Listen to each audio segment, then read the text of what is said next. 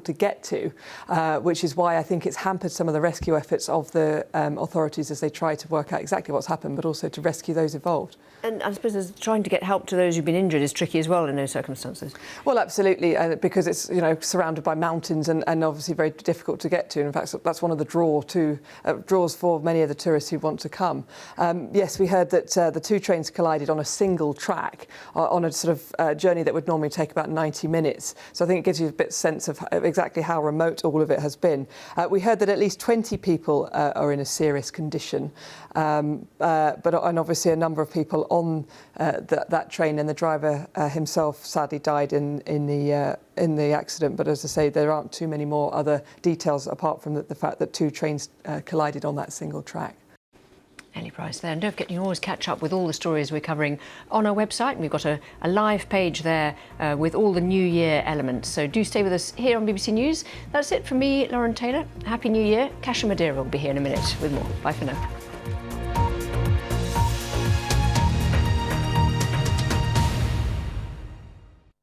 Hello there. Last night was the coldest night of the winter so far. Temperatures were down as low as -9°C. Tonight is not going to be as cold, and that's because there's going to be a stronger wind, which will introduce more cloud. And for northern parts of the UK, it'll bring with it some wet weather as well. High pressure that trapped the cold air is being replaced by falling pressure from the north, which is going to bring stronger winds and some rain, which will push its way across Scotland into Northern Ireland and across Northern England, with cloud heading further south. Those rain showers will be followed by snow showers across northern Scotland as we introduce Arctic air. That's the first signs of Arctic air. These are the minimum temperatures. It's going to be particularly windy in the far northeast of Scotland for a while, and those snow showers will continue across northern Scotland during Thursday.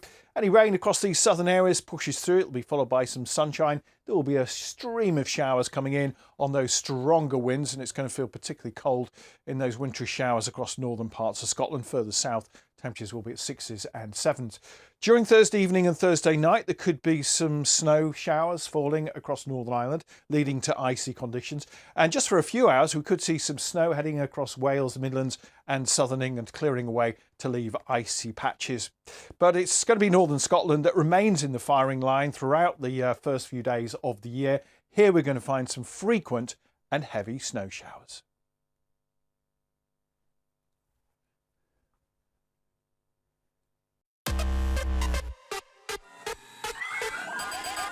This is better known to you and me as a flying car. This is not your typical farm. It's food of the future.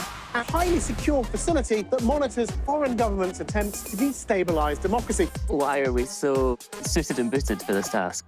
The idea is to learn more about how volcanoes behave so that we can better predict eruptions. This is a prime location for big companies to show us their latest products.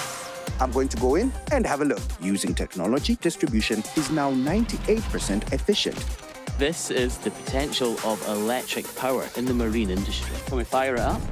Once we close the doors behind us, no one can hear you scream. I better not touch it anymore. This is one of the most incredible things I've ever done. I'm exhausted. Yeah. Tech Now. Watch on BBC iPlayer. My Iranian father learned to speak English by listening to the World Service. My grandparents, when they moved to England, learned the language and culture by watching the news. The BBC was always on in the Mashiri house, and my dream actually was to be a BBC News presenter. I want to be for others what the BBC was for us, a trusted source of stability and hope. For me, trust is about presence, about fostering relationships all around the world over years. So when a story breaks, we're not chasing a lead, we're already there. I'm Marianne Mashiri on The World Today for BBC News. Love saying that.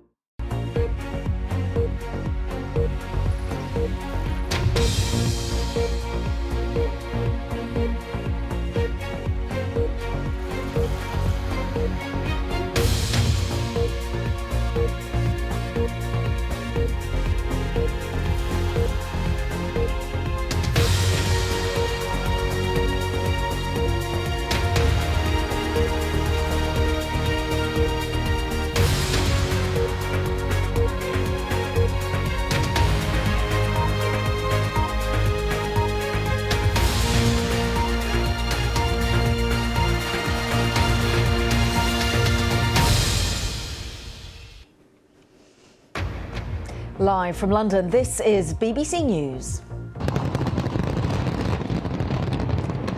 Countries across East Asia welcome in the new year with colourful festivities and fireworks as celebrations continue around the world.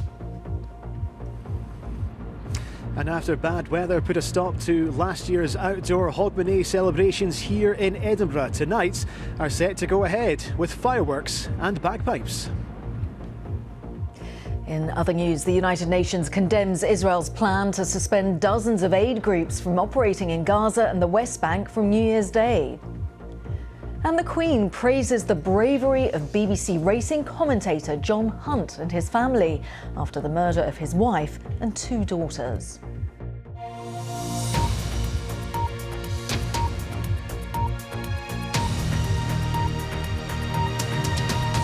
Hello, a very warm welcome to you. I'm Kasia Madeira. The new year is being welcomed in around the world as farewells are said to 2025. Celebrations are being held to mark the start of 2026. And we're monitoring some live shots across the globe. We can take you to New Delhi, where in around half an hour's time, it will be New Year there. So those celebrations coming live across the world. We know that New Delhi has had some heavy smog blanketing New Delhi, so travel plans disrupted. But as and when those celebrations do start there, we'll take you live. Now, there have been really creative and colourful displays all around the world.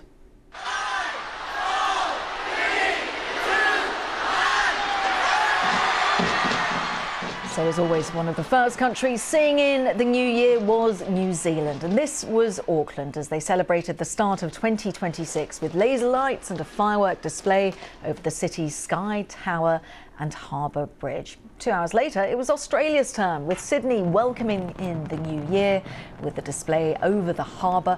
40,000 pyrotechnic effects stretching over 7 kilometres across buildings and barges, including, of course, the iconic Harbour Bridge and Opera House. And just in the last few hours, well, as you can see, celebrations in Malaysia. These were the scenes from Kuala Lumpur. Then in Beijing, the new year was drawn in with a countdown and drum performance at a section of the Great Wall. And then just in the last hour, Bangkok brought in the new year with a fireworks display over Chao Phraya River. So lots going on. Thousands of revellers already beginning to gather in Edinburgh ahead of its world-famous Hogmanay street party, where revellers will be welcoming back the party, actually after last year's celebrations were cancelled due to the weather. So let's cross over to our Scotland correspondent, Ben Phillip, who joins us from there. Ben, so just talk us through, how are the weather conditions tonight? Hopefully much better than last year. Well, yeah, very happy Hogmanay to you, Kasia. An improved forecast this year. It's dry, a little bit windy and a little bit chilly, so organisers are asking people coming along to dress warmly for the conditions. But the Edinburgh Street Party has become very popular for people from all over the world since it was first held here in Edinburgh in 1993. We're expecting some 45,000 revellers, partygoers to pack into the city centre here in Edinburgh this evening. The doors open at 8 o'clock, so the excitement very much is building, that anticipation as we move towards the new year. And just look behind me, Edinburgh Castle, so dramatic, such a dramatic backdrop for Hogmanay celebrations. And it's this backdrop and the fact that this whole city can become a massive outdoor stage and celebration, which is why many consider Edinburgh to be one of the best places anywhere to bring in the new year. Yeah, and just explain, why is it so significant in Scotland? We know that this is something that dates back to around 1993. It's a real staple. Yeah, well, I should say that Hogmanay, for people who don't know, is the Scottish word for New Year's Eve. It gained significance from a time when Christmas celebrations were actually suppressed in Scotland for around 400 years after the Reformation. Christmas itself only became a public holiday in Scotland in 1958, and traditionally Hogmanay has been seen as the bigger event